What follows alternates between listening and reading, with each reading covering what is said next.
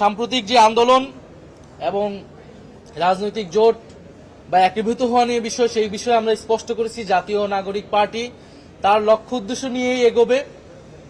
কোন রাজনৈতিক গ্রুপ যদি মনে করে যে এই লক্ষ্য উদ্দেশ্যের সাথে তারা একমত, তারা আমাদের সাথে আসতে পারে।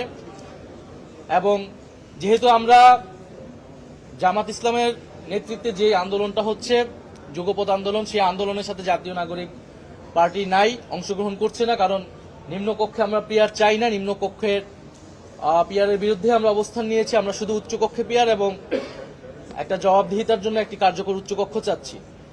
ফলে সেটাকে নিশ্চিত করেই যাতে জুলাই সনদ বাস্তবায়ন করা হয়।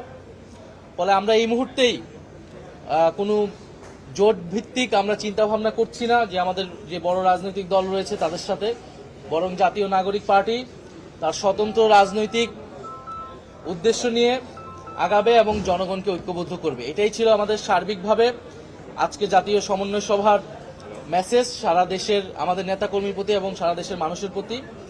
এক, আমরা জাতীয় নির্বাচন এবং গণপরিষদ নির্বাচনের জন্য সাংগঠনিকভাবে প্রস্তুতি নিতে বলেছি।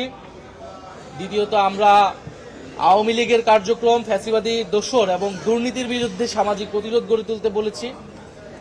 এবং আমাদের যেই সাংগঠনিক বিস্তার, সেটা যাতে আগামী 1 মাসের মধ্যেই ইউনিয়ন পর্যন্ত, ওয়ার্ড পর্যন্ত চলে যায়, সেই জন্য আমরা দিক নির্দেশনা দিয়েছি।